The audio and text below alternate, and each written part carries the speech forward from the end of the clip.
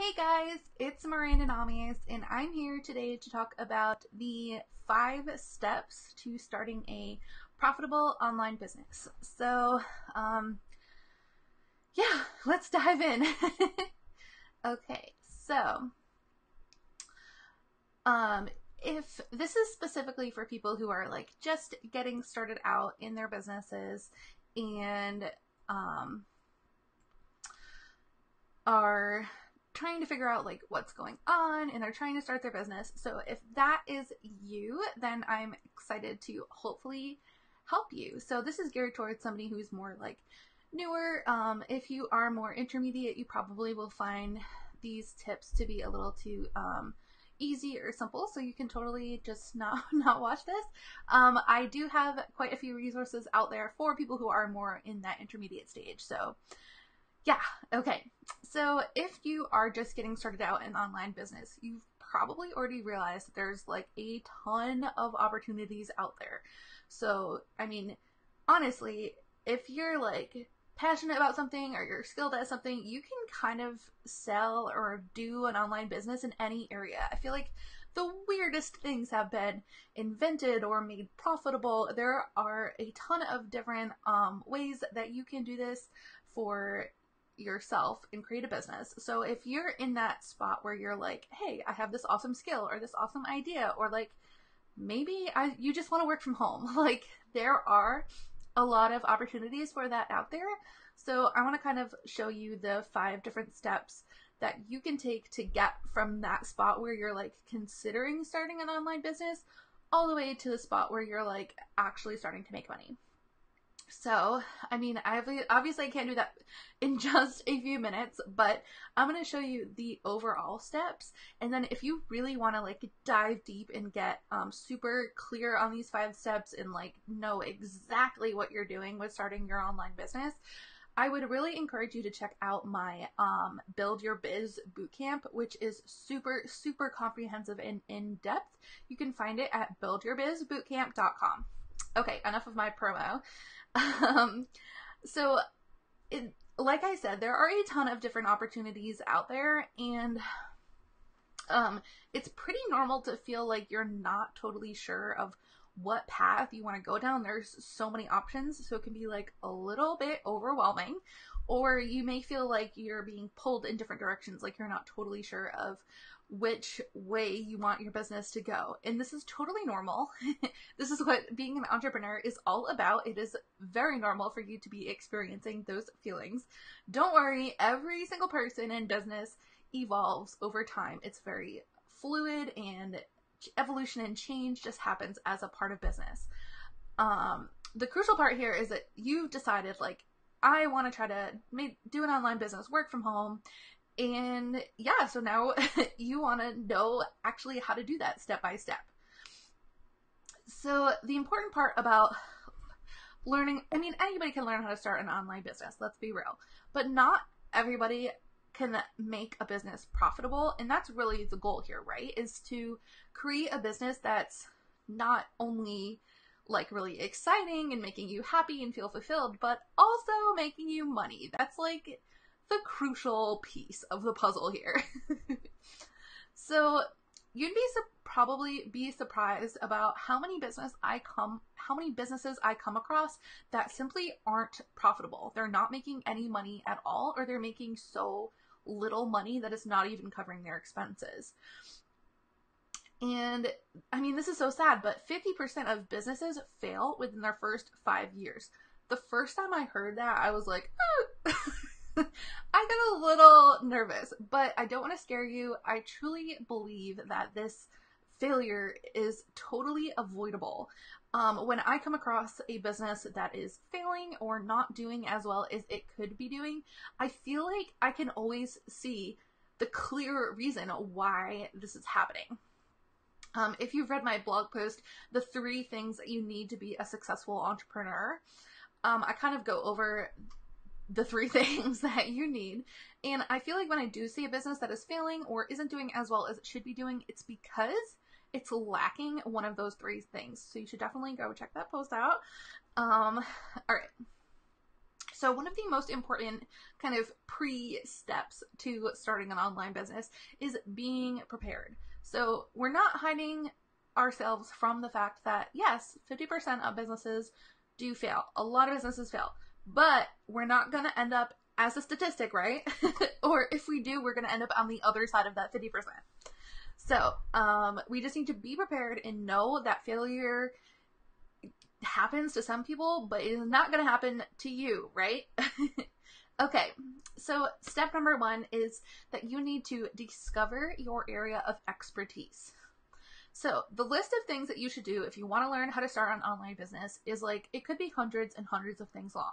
But before you get ahead of yourself and jump into like domain names and, I don't know, SSLs and bank accounts, trust me, it is so easy to get easily overwhelmed, easily distracted.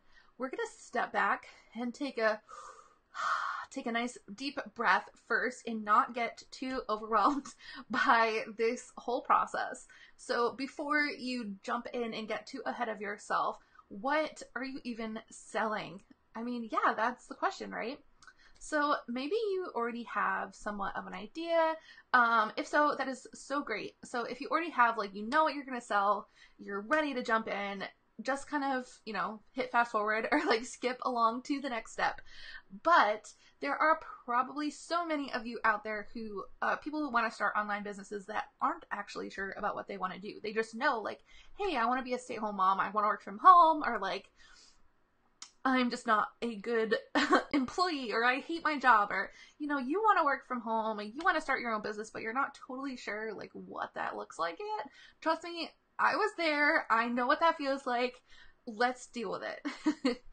So, or maybe you're in a spot where you're trying to decide between like 2 or 3 different options. You're like multi-passionate and you could go here and you could go here. Like, yeah, there's a lot of direction. So let's get focused. So the important thing is to let this discovery process to kind of work its magic.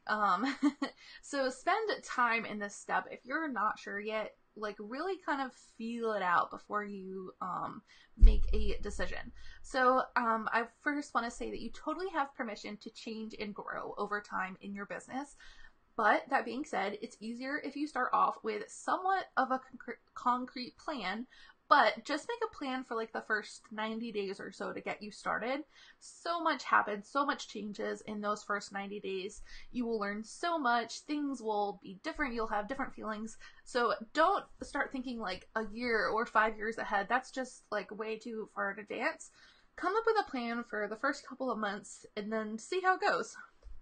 So there's a specific reason why I chose to use the word discover your area of expertise instead of like choose your area of expertise, because unlike other areas of your business, the process of discovering your area of expertise isn't really up to you, even if you may want it to be.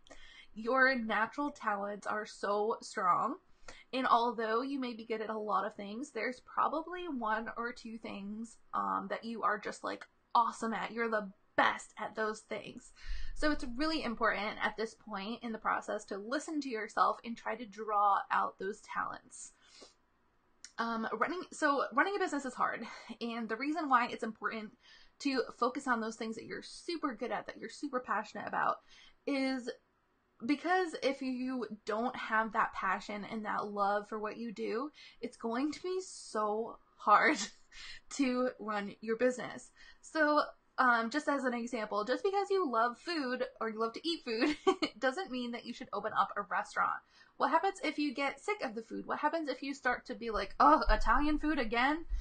When it's your business, you can't get sick of it. That's called bankruptcy. The service you provide in your business needs to be something that you are so passionate about that you can ride those ups and downs in business and still love what you do at the end of the day. All right, so step 2 is you are going to want to choose your niche. So a lot of people actually confuse the word niche with what we just talked about, your area of expertise, and that's kind of right, but really, and I'm going to define this for you right now, a niche can be one of 2 different things. So it can either be 1, what you do, or 2, who you sell it to. Technically speaking, it could be both, but unless you want to sell something like whistling lessons to Boy Scouts, we're going to assume that you're going to go with one or the other. So when you niche yourself, the goal is to make it so that you are selling your services to a very small and specific audience. This is called your target market. You've probably heard that term before. And then within your target market, there's a couple of awesome ideal clients that you will hopefully one day get to work with. So there's two ways to go about choosing your niche. There's two ways to go about niching yourself, sorry. You can either A, sell something extremely specific to everybody. So something like the Squatty Potty, if you know what that is. Or sell something general to a specific group of people, like marketing for, I don't know, your local pizza companies within a 5-mile radius. So, when you're dealing with online service-based businesses, which is kind of who I'm trying to help here, most of the time you're going to be doing it in the second way. So, but in rare circumstances and often awesome circumstances, you'll come across somebody doing it the other way, or maybe you want to do it the other way. So, how you want to go about this is totally up to you. If you feel like you need help with this step, please go ahead and join my bootcamp at buildyourbizbootcamp.com, because I really go into detail about how to actually choose your niche and everything. So step 3 is going to be picking the name of your business. And this may seem like it's not that important, but I swear it is really important. So in the bootcamp, I go into so much detail about how to actually choose name for your business and give you all the tips. But basically, there's two options when you're naming your business. You can either use your personal name or use something that is not your name. So for example, my business is called Miranda Namias & Co. So obviously this is a case where I've chosen to use my personal name, and a ton of other service providers do this as well.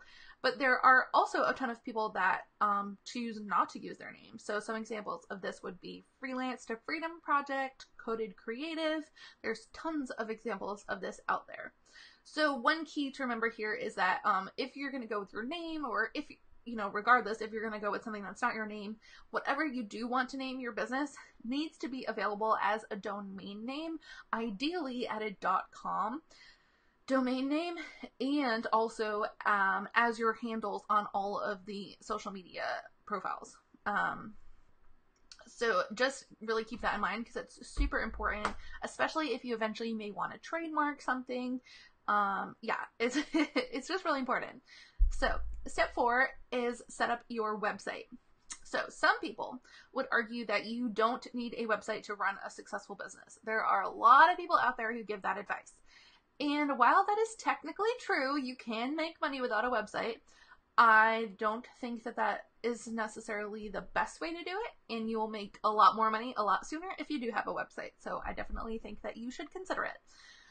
Eventually, if your business does well, you will need to get one. So yeah, the sooner the better.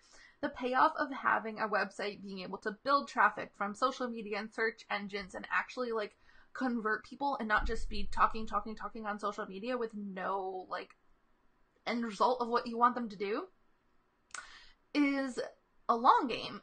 All of this is a long game, and it's so important. So you need to start early in order to start building up that traffic and building up your potential clients, and actually have them going somewhere and seeing more about you. So it is totally okay if this is just a work in progress for now.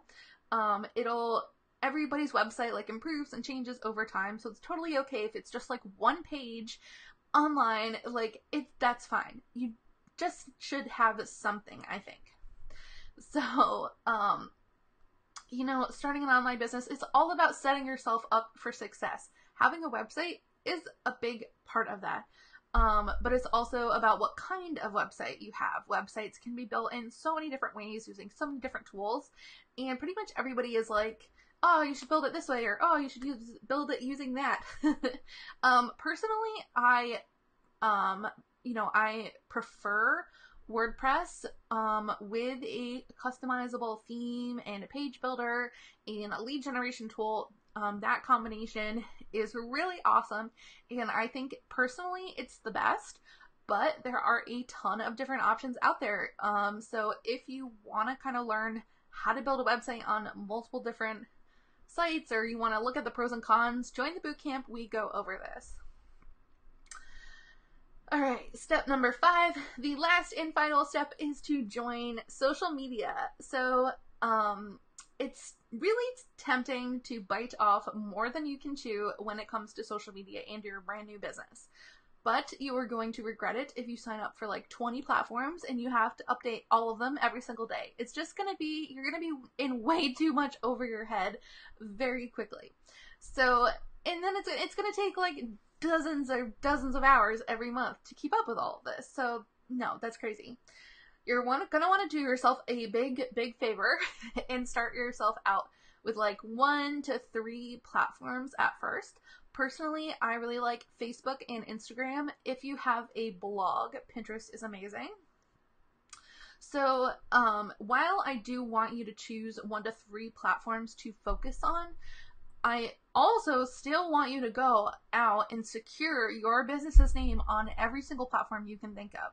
Just because you're not actively using it doesn't mean that you won't later on in your business, and you'll want to make sure that your business has a saved spot there on that platform when it's time. So for example, maybe you're not using YouTube right now, but you may use YouTube in the future on your business, or Snapchat, or whatever. So you're going to want to go and, sign up for those platforms. Just have something that says like, hey, go to my website for now. And then you're going to want to go and choose your top 1 to 3 platforms that you're really going to stick with, and just focus on those for a while until your brand gets really big, and then you can kind of start to like expand outwards by adding like 1 more social media platform at a time. So the important part of social media when it comes to like choosing which platforms you want to be active on is that each platform has a certain demographic that it appeals to. So what this means is that certain types of people are going to be more active on one platform versus another. So it's kind of up to you to discover which platforms your audience prefers and then start being really active on those platforms. And I actually have a social media cheat sheet in the Build Your Biz Bootcamp that goes over the specific demographics on each platform. If you're feeling like you're not sure where your audience is, that is a great resource. So, whew, lots of words. Alright, that is the end of my 5 steps to starting a profitable online business. I hope that you found those tips helpful, and like this was maybe a good roadmap that you could follow if you are interested in starting your online business, or you're still, at the very beginning of your online business journey.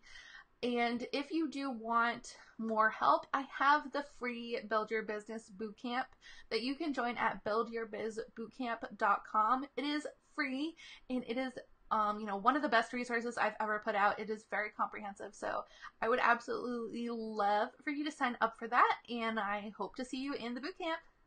Bye, guys.